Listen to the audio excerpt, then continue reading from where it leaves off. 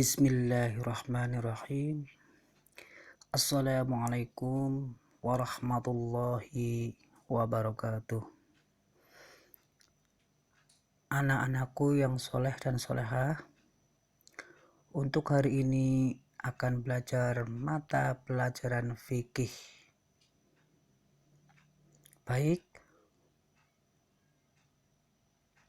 untuk hari ini kita akan melanjutkan minggu yang kemarin, bab 2, yaitu tentang tanda-tanda balik. Sekali lagi, yaitu akan belajar bab 2 tentang tanda-tanda balik.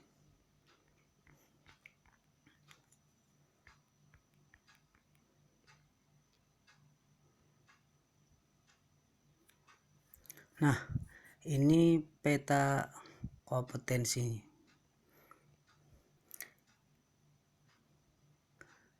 Tanda-tanda balik.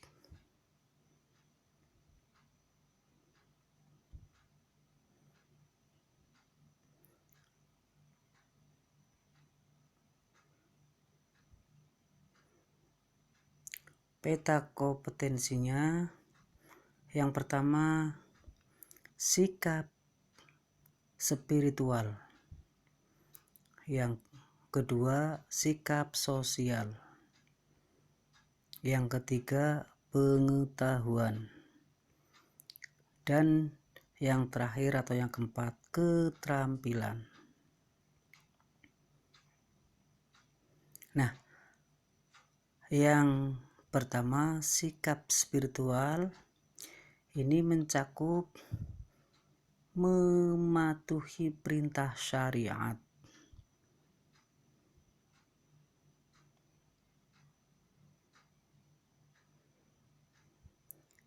Yang kedua, menjauhkan diri dari perbuatan yang melanggar syariat. Yang kedua, sikap sosial mencakup yang pertama, tanggung jawab. Yang kedua, mawas diri.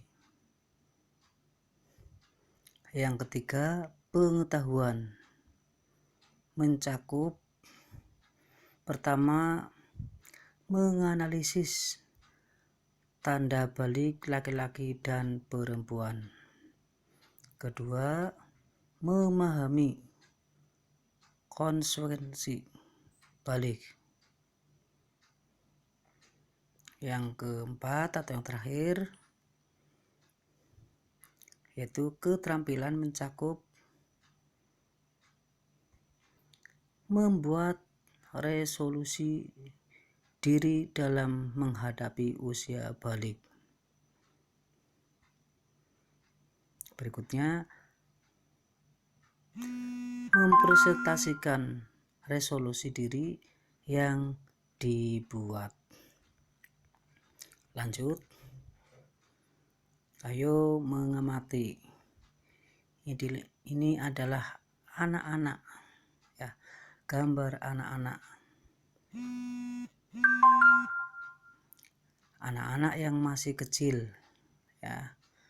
Yang kedua, nih anak yang lagi bermain. Yang ketiga, anak yang mungkin mau sepitan, ya, atau sunat. Nah, gambar anak di atas adalah rata-rata di bawah 9 tahun. Bisa juga ada yang 2 tahun, 3 tahun, atau 5 tahun. Nah, apakah anak-anak yang masih kecil itu diwajibkan untuk sholat? Tentunya tidak wajib karena masih kecil. Terus, siapa yang telah wajib menjalankan kewajiban agama seperti sholat dan puasa? Jadi, orang yang wajib menjalankan kewajiban agama disebut sebagai mukallaf. ya. Nah,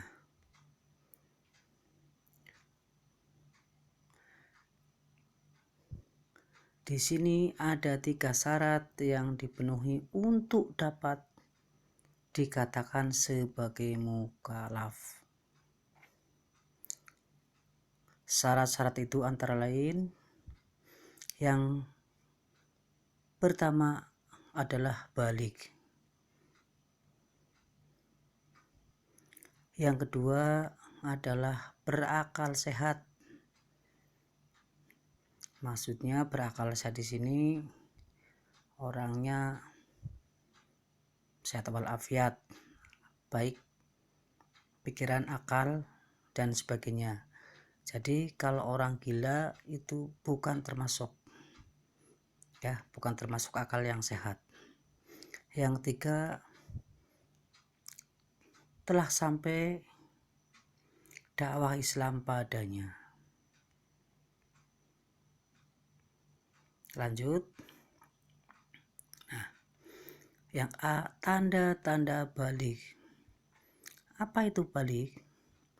Baligh secara bahasa berasal dari kata balagho yang artinya sampai.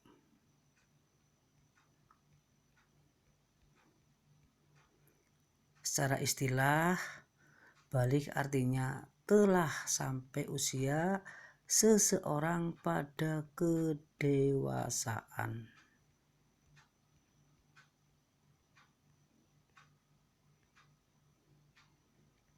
Lanjut.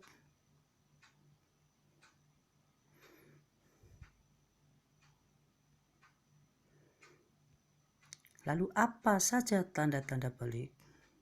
Ya, tanda-tanda baligh berbeda antara laki-laki dan perempuan. Adapun tanda baligh itu yang pertama atau yang A, haid untuk anak perempuan yang berusia minimal 9 tahun. Nah, jadi kalau masih di bawah 9 tahun, 8, 7, 6, atau 5 itu belum termasuk anak yang baligh karena belum haid. Yang kedua, ihtilam atau mimpi basah. Untuk anak laki-laki yang berusia minimal 9 tahun. Sama, jadi kalau belum 9 tahun belum dikatakan anak yang sudah baligh. Yang ketiga atau yang C, mencapai usia 15 tahun atau hijriah bila sampai usia tersebut belum mengalami haid ataupun ihtilam. Nah, lanjut. Yang B, haid. Ya.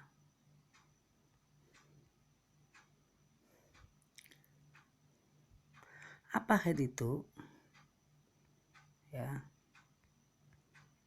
Jadi A, pengertian haid atau apa yang disebut dengan haid. Secara bahasa, haid artinya aliran atau sesuatu yang mengalir. Sedangkan secara istilah, haid adalah darah yang keluar dari rahim seorang wanita pada waktu-waktu tertentu yang bukan karena disebabkan oleh suatu penyakit atau karena melahirkan. Nah, lanjut. Yang B, waktu terjadinya haid.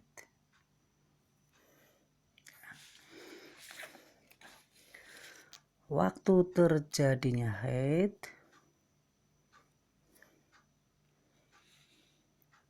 minimal haid adalah sehari semalam.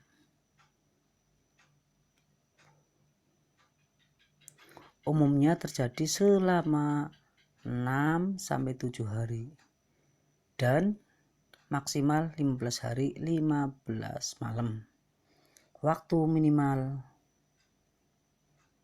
ya suci antara dua haid adalah 15 hari 15 malam. Lanjut. Yang C, hal-hal yang dilarang bagi perempuan yang sedang haid. Yang pertama, sholat atau sembahyang. Yang kedua, puasa. Meskipun wanita yang sedang haid dilarang puasa, namun ia diwajibkan untuk mengqadha puasa. Ya, untuk mengqadha puasa wajib yang ia tinggalkan pada hari yang lain. Yang ketiga, tawaf atau mengelilingi Ka'bah. Yang keempat, menyentuh mushaf dan membaca Al-Quran. Yang kelima, iktikaf atau berdiam diri di masjid. Lanjut. Yang C, mimpi basah atau ihtilam. Ya, terjadinya mimpi basah. Mimpi basah terjadi ketika seorang laki-laki tidur, kemudian saat bangun sudah mengeluarkan mani atau sperma. Bapak ulang lagi, mimpi basah terjadi ketika seorang laki-laki tidur, kemudian saat bangun sudah mengeluarkan mani atau sperma. Lanjut, yang B, hal-hal yang dilarang bagi orang yang sedang junub atau mengalami mimpi basah. Nah, yang pertama adalah sholat.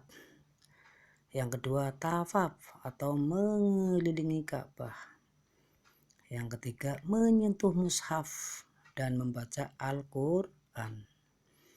Dan yang keempat atau yang terakhir, itikaf, berdiam diri di masjid dengan tujuan niat untuk melakukan ibadah.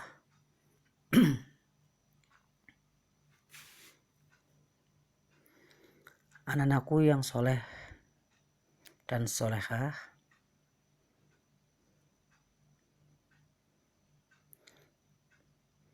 karena sudah diterangkan walaupun menerangkannya dengan singkat, silakan anak-anak kerjakan. Ya, ayo berlatih.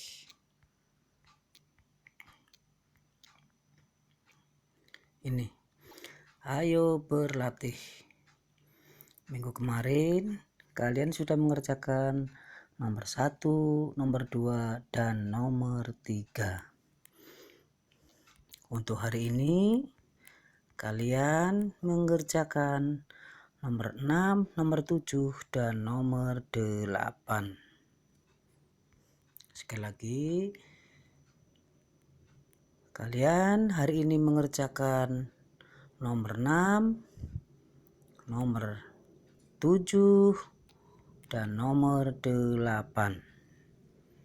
Mudah-mudahan anak-anak bisa mengerjakan dengan baik. Tentunya Bapak mengharapkan dengan hasil yang maksimal. Dan kalau sudah selesai, bisa dikirim sampai pukul 10 malam atau pukul 22.00. Terima kasih. Billahi taufiq wal hidayah. Wassalamualaikum warahmatullahi wabarakatuh.